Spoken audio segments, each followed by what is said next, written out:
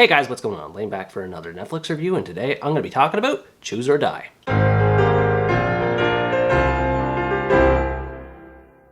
Choose or Die is a British horror thriller that takes place in America and tells the story of a window cleaner named Kayla who struggles to earn a livable income in her impoverished New York neighborhood. One day, while visiting her friend Isaac, she discovers an old computer game with a possible prize award called Cursor. After starting the game, she discovers to her horror that the game contains a curse which tears reality apart, causing her to make life or death decisions that result in deadly consequences to those around her. So she has to find a way to stop the curse before the game claims her and others' lives. I'm an avid gamer myself, so I was looking forward to seeing how this one would turn out, but ultimately it wasn't anything special. It has some unique ideas going for it, and some of them are conveyed well, but it lacks the finesse needed for their execution. Kayla is a decent enough protagonist, if only for how her backstory plays an important role in the main story itself. Her mother is sick, her brother died from an accidental drowning, and she longs to escape her neighborhood so that she can provide a better life for her and her mother. Her personality is pretty bland otherwise, but she does meet the mark as a sympathetic character. She takes initiative in trying to solve the mystery of Cursor, and her family raises the emotional stakes of the story once they inevitably become involved. The rest of the characters aren't really worth mentioning, apart from Kayla's friend Isaac, who's played by Asa Butterfield. I like that he doesn't immediately dismiss Kayla's claims about Cursor, and he has some funny dialogue, but in the end he's more or less a blank slate who helps out when the story calls for it. The main selling point of the movie is the Cursor video game which plagues Kayla as she tries to unravel the mystery behind it, which is disappointing considering how much of a mixed bag it ended up being. The idea of a killer video game is an interesting concept, but there's so much wasted potential with how it's presented here. To start, I will say that the filmmakers did a great job with how creative some of the violence and kills were in this movie. I wouldn't say that it reaches slasher levels of craziness, but there were a few kill scenes that made me cringe or look away when they happened. It was always a little unnerving to see characters behave like nothing was wrong, and then all of a sudden they become terrified, as they're forced to commit actions based on a binary choice system where Kayla has to decide if they'll do one thing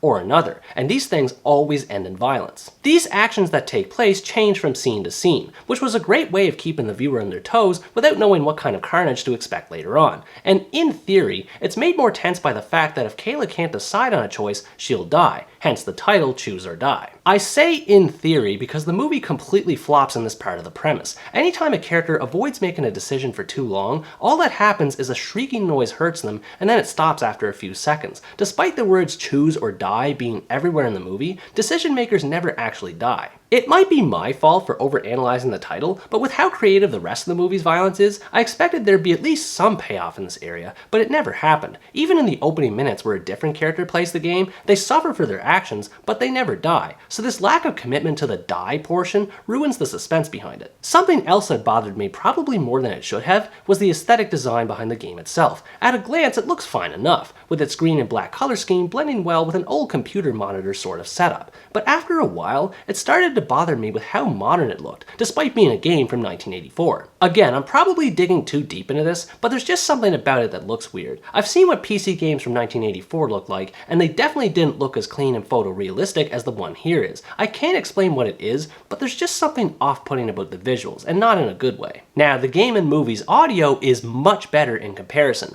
Liam Hallett's electronic soundtrack does a great job at building tension during scenes that would otherwise not have any, and sound effects are occasionally used in a way to make the viewer imagine what kind of threat is happening without necessarily showing it, and this aspect is well executed. I was also surprised to see, or rather hear, Robert Englund return in a meta-horror kind of way outside of the Elm Street movies. His narrations contribute to the sinister atmosphere that the game promotes, and he just adds a certain type of cheese factor that goes well with the plot. Beyond the horror of the Cursor game, the movie explores the theme of poverty and how Kayla needs money to escape her bad neighborhood, with the game's prize looming in the background. In this regard, I thought the cinematography was excellent. There's lots of aerial and tracking shots showing how bad her neighborhood is, which gives a dirty, grimy look that adds to the dread experienced by the characters. Occasionally, there are times where the movie lays it pretty thick on this theme, especially when the drug dealer Lance is involved. He is a cartoonishly terrible character that exists only to harass Kayla and remind her that she'll never amount to anything. At least with the movie's short runtime, cringeworthy dialogue and characters don't outstay their welcome. At just over 80 minutes, there's enough exposition that's there without dragging things out too long, although at the same time, it could have used some more of it in parts too. Even after having watched it, the logic in how the game affects the real world still doesn't make any sense to me, and any information that is there to help explain this is pretty much blurted out in one scene, leaving little time to process it all. It doesn't ruin the movie per se, but a little more detail would have gone a long way. Overall, Choose or Die is a mediocre horror thriller that does its job as a somewhat tense experience, but doesn't strive for much beyond that. If you like horror and thriller movies and you want to watch one that uses video games as the central concept, you might get some enjoyment out of watching this. It is creative in how it approaches its violence, but its key concept isn't pulled off as well as it could have been. It's alright for a quick fright night, but you don't have to worry if you choose not to boot this one up. What did you think about this movie? Were you entertained by the mystery and violence of the game elements, or were you disappointed by their lackluster execution?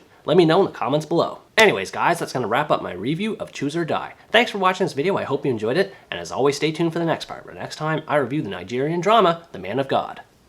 Bye bye!